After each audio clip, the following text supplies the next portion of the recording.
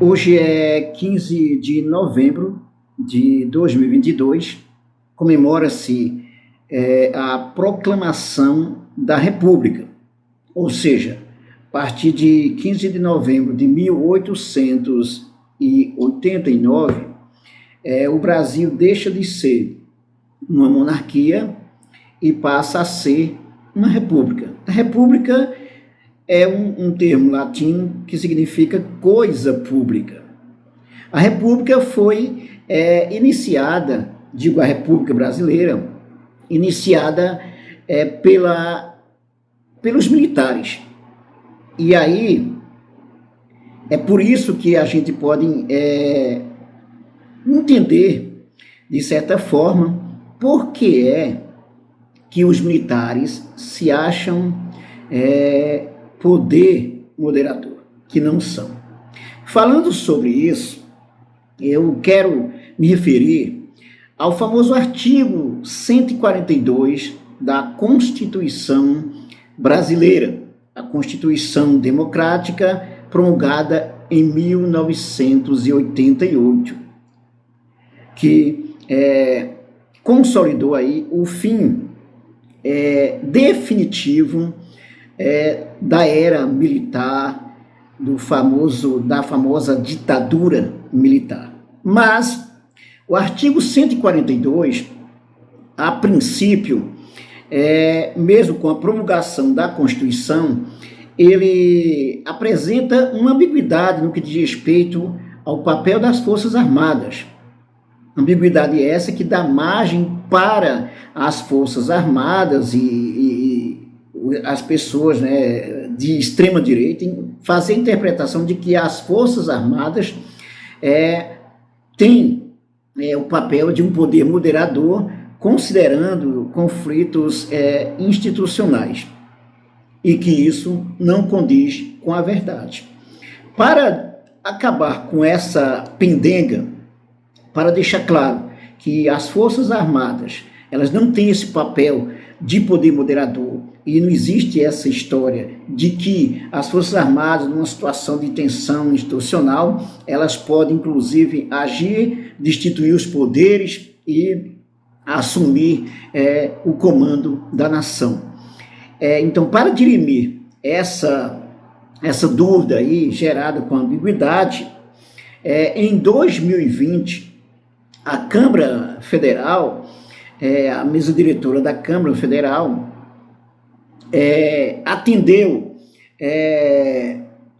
atendeu a solicitação de esclarecimento sobre esse artigo, atendeu inclusive a interpretação clara do Supremo Tribunal Federal, na época presidida por Luiz Fux, que deixa claro que não cabe às Forças Armadas esse papel, função aí de poder moderador. Isso foi em 2020. Em 2020 que se deu essa questão aí, deixando claro que não cabe às Forças Armadas o papel de poder moderador. Aqui no Tab UOL tem um esclarecimento sobre isso, quando fala sobre essa questão aqui. A polêmica sobre o artigo 142 permaneceu nas sombras, debatido apenas entre especialistas do direito constitucional e militares, até que em maio de 2020, um artigo do advogado monarquista Ives Gandra Martins sugeriu que o texto concederia, de fato, às Forças Armadas o papel de poder moderador, em caso de desequilíbrio entre os poderes. E aí diz o seguinte: o texto de Gandra Martins foi citado pelo próprio presidente Jair Bolsonaro, inclusive em uma rede social. A insinuação do presidente levou o PDT a impetrar, em junho do mesmo ano, uma ação direta de inconstitucionalidade no Supremo Tribunal Federal, para que a Corte delimitasse o artigo 142.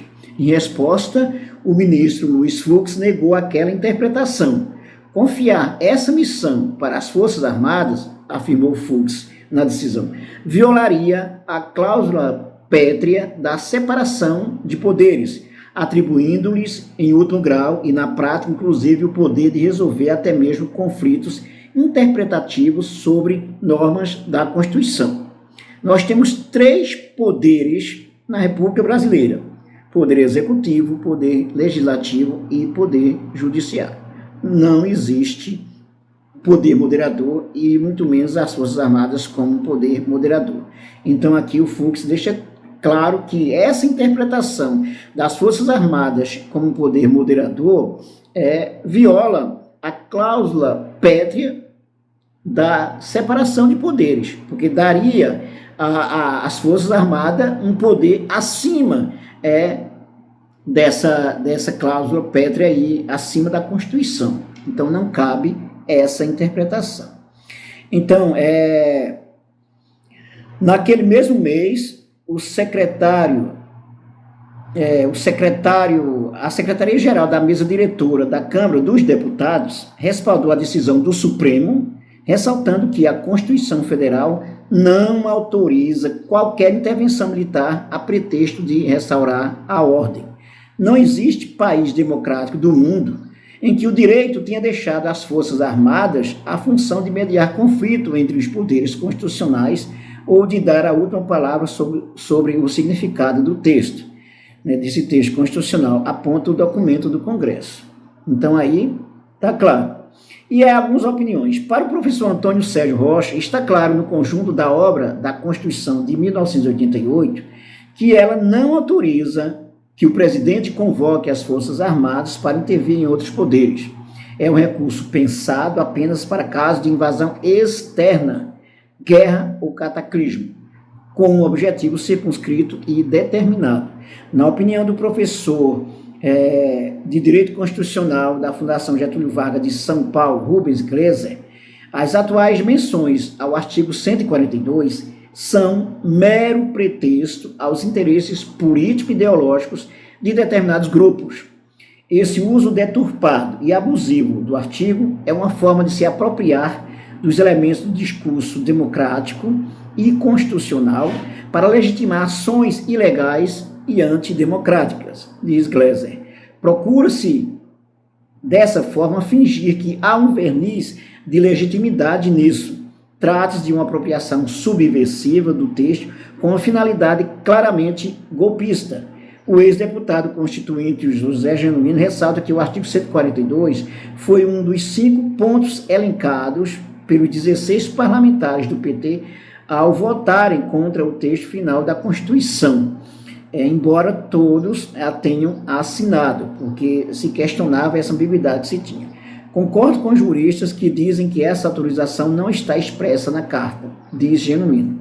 Mas, em matéria de armas, a gente não deve ter redações ambíguas. A redação ambígua facilitará a interpretação autoritária. Então, aí é definitivamente claro que o artigo 142 não dá margem para essa interpretação golpista. Seria até digamos, um absurdo. A Constituição republicana é baseada na cláusula pétrea de 3 poderes, indicar que haveria um 4º poder, colocando as Forças Armadas como um 4º poder. Mas para os golpistas, para a extrema-direita, é essa interpretação que eles entendem como a correta. Coisa que é totalmente absurda, que em maio de 2020 já ficou claro pelo Congresso Nacional que não cabe essa interpretação golpista do artigo aí 142, dizer que as Forças Armadas pode agir como se fosse um poder moderador.